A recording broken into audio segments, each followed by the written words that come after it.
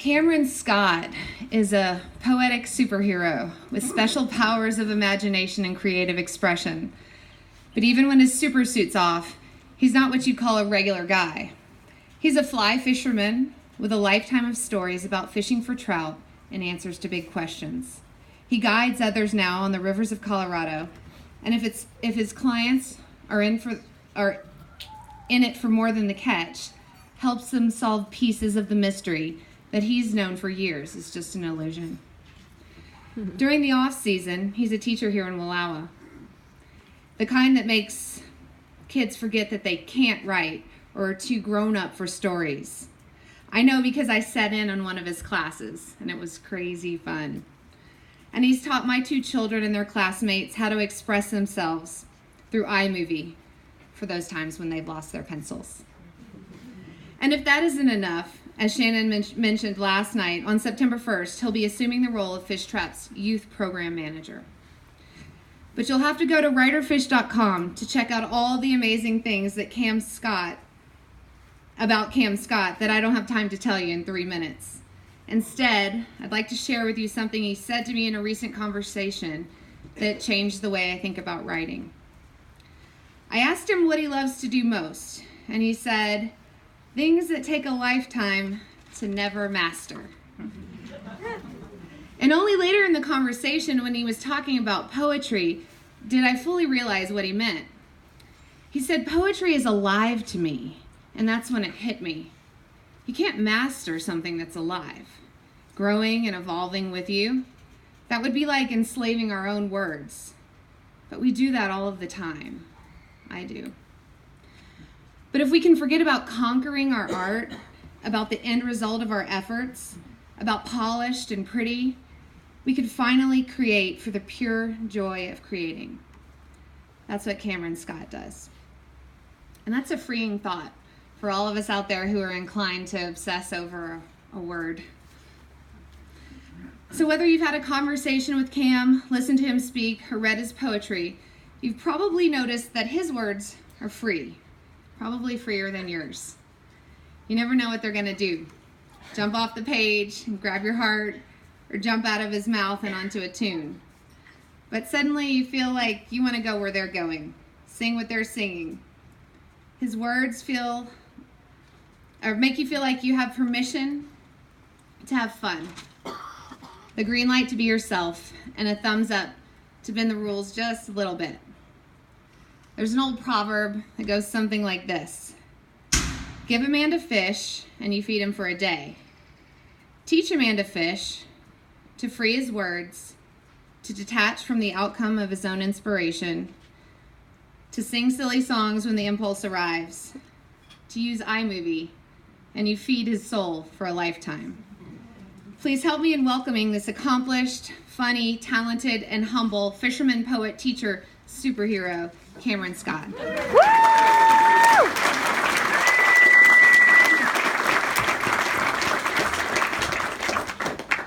Jeez. Thanks, Kelly. For those of you that don't know, Kellee Sheehy is an incredible dance teacher in Wallowa County, and I've had the privilege of working with classrooms that she's worked with, and I roll in there and the kids are like super full of gestures, and they're not just standing there like this. And so when they're doing iMovies, they're moving all over, they're expressing themselves, they're like swinging off of trees and off of the ceiling and doing stuff. Wallowa County is really lucky to have a lot of amazing teachers. And it is a privilege and honor to be here teaching and working with the students at Summer Fishtrap. It's a really great group of 9-year-olds to 14-year-olds I'm working with this summer. Amazing minds. I think we figured out that we have 183 years of experience among all of us. So if you guys ever need to know anything, just come up to somebody in the class and ask them, and they'll have an answer for you. Brent Johnson, are you out there in the audience? Yeah. Wave your hand one more time. You're supposed to have a beer or eat a meal with me, says Robbie Pock. That's right. And I'd love to have a meal with any of you guys throughout the week. One other thing I want to tell you guys is that a few weeks ago I was bit by a rabid bat, and so you can just call me Batman from now on. It's happening at the fly shop, and so I just feel like I'm never really going to outlive that one. And how many of you were here last year at Summer Fishtrap? I read a piece about guiding my mom fly fishing, and I just want you guys to know she's still drinking white wine. I just went on another fly fishing road trip from here to Colorado with her back in May, and she's still catching fish, and she's still snoring, but she is no longer eating prunes. I just want you to know that as well. I just wanted to share that with you. I love my mama. I wanted to open up this evening with a poem by a local student. His name is Weston Wolf, and I get to work with a lot of students in all the schools, and sometimes they come up to me and they just give me a poem that they've worked on their own. And this was Weston's, and we've been talking a lot the last 2 days already about what we pay attention to and how we pay attention to those things. And this is Weston paying attention to something. It's called American Dipper. The way that bird dances through the water. The way you think its cousin is a minnow. The way it sows through water like a needle and thread. The way the drops of water fall off like mercury on glass.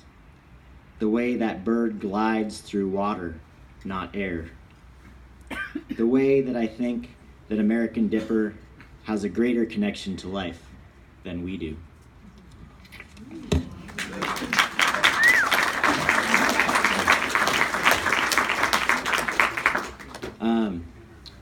It's just wonderful always getting to read pieces of student writing.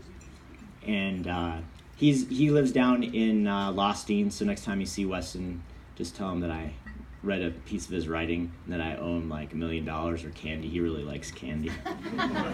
The other shout out this evening I'd like to give is to Peter Sears. And he was my mentor.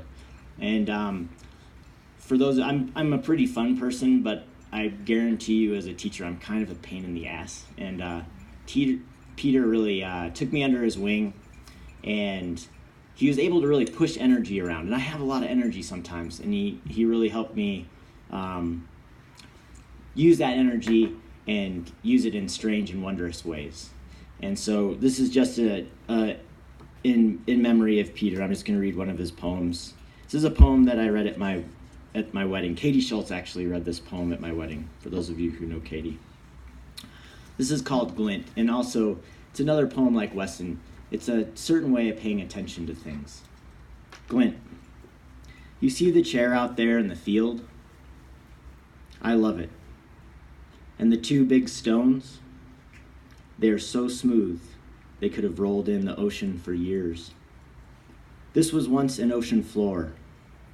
I like to imagine that. The two big stones, I call them sunstones. They send sunlight out and out across the valley. I imagine my words going out there too when I speak. So I think hard about what I'm going to say. The stream passing in front of me, I watch it and pretend the words form in the stream. The stream helps me think. The stream helps me not to think too. To get here, the stream comes miles across the valley, down from the mountains, snow-capped year-round mountains you see only now and then, as if through the night they pull away again. I would like to move like the mountains, and move like the stream too. Even in a mist, the stream has a glint to it. Peter.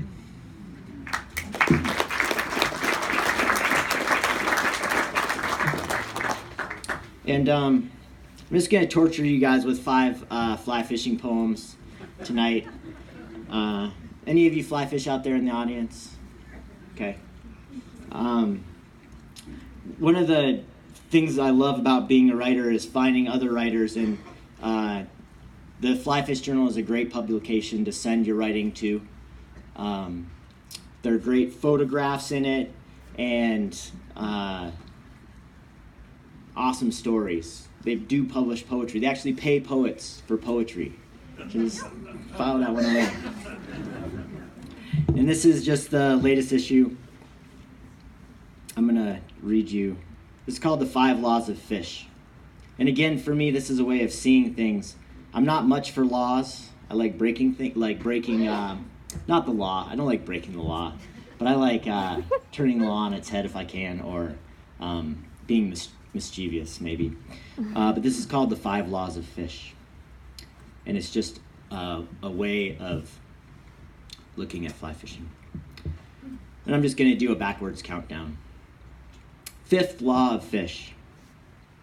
A blind man and an armless man have planted a forest in China. 2 men paralyzed from the armpits down and 1 man from the waist set sail up the northwest coast in a race they know they won't win. A woman trapped on the side of a mountain in Kurdistan for 10 days sits in a bivouac as armed men take shots from below. A woman from the slums of Bangladesh climbs the highest mountains of all 7 continents. And you, what have you done? Written another poem about fish. Your lifestyle centered around fish is familiar as breathing. Your job is fish. Whether you give someone a fish or teach them how to fish, your job remains the same. It is not to make value judgments about whether someone deserves a fish. It is not to criticize them for not knowing how to properly wade in a river or row a boat or cast a sad net over a pair of oceanic eyes. And it is certainly not to stand around puffed up like a bird, debating the relative efficacy of fish charity versus fish education while someone goes hungry. For as much as some days you would deny it, you are part of a devastatingly human family. You fight with fists of emails and phone calls demanding progress or a stay against regress. You march, you pray, you protest. In southern Wyoming, after heating a can of chili and frying sausages over coals, you fall asleep in the back of your dusty car. 1 friend falls asleep in the bed of a pickup, another in the cab, someone under the boat trailer. You are a first stanza and a last stanza, boots and waders forever wet, fingers forever cracked, but your job is the middle stanza. Your job is fish. 4th law of fish. When the road before you is cast in darkness, and sky is thick with clouds, wait for a break of car light, or starlight, or the soft, rich glaze of moon. And if the river that carries us far past dusk, but the river is comfortable as a wide gravel path, carry on. If it is by feel and feel alone we cast out into the sound of rising fish, if it is by touch, we must set the hook and be led by fish instead of leading. If it is by sound, we navigate the depth and stroke of oars, then listen and row. In the end, this life is more a surrendering to the things we love than a conquering. Fish are better shared than caught and eaten alone. Where each fish is a way of speaking without words, where each river we choose to fish chose us instead, and words fall in tumbling liquid light. 3rd law of fish. In heavy crowd or empty street, in pitch and flow of each rotation of earth round sun, of sun in spiral and swirl, of which be unafraid to show up to, and love which never dies a natural death, and the living which go on how and in the peculiar ways they want. To be wrapped up in the very essence of it. This thing in front of our noses, so close we cannot see, except for looking out over vast distances, mountain tops, airplane windows, the edge of sea. Find what you love and let it kill you, in minutes and hours and days and weeks and years. If you are so lucky as to be unafraid of living, let love be the thing on which you spend your breaths, and money the thing you spend on love, and love be how you stay alive after you have caught your final fish and folded in and slipped away. Let love be how you stay alive when you are gone. Second law of fish. When entering a fly shop, enter slowly, with arms down and palms facing forward. Seriously. Do not make any sudden movements or fire random questions at employees behind the counter. Friend, you have 3 questions. Choose them carefully and do not waste them jumping up and down the rabbit hole of fish you caught one time, or where you have been, or how full of prowess and stealth you are. When your lips move, do not face forward like a sphinx or Cheshire cat, though you may be like Alice in Wonderland at the sight of row upon row of rods and bin upon bin of flies. Listen carefully to what is said and left unsaid. Even if you do not understand, listen carefully, for time is a river, and once on the river, you shall unfasten yourself from time. Where have you gone? What are you? If you drink of the Kool-Aid, you might feel bigger or smaller, but trust what others see, as you are the same size as everyone else. I repeat, you are the same size as everyone else, and so do not think your head will break through the ceiling, or you must wrestle with each size 24 midge for your very life. Just smile pleasantly, as you will be asked what you need, and given more than what you think you will need. There is no wanting when you cross the threshold, for you are entering a fly shop, and it should be as entering gates of pearl and whalebone. Before you, 3 questions. Beyond you, the heaven of moving water. First law of fish. Fish in the river shall remain in the river unless acted upon by an outside force. Force of nature, failure of dam, flood, famine, kingfishers. Fortune favors the bold, but bold fish find hooks driven home, talons in back flopping through sky. Cold fish, warm fish, codfish, fried fish, godfish. Fish an object of affection, and will remain so over time, in shapes and symbols which alter in sunlight and shade. To fish or not to fish is no longer a question, but a modifier. Yes, today. Yes, tomorrow. Forever. Yes, fish.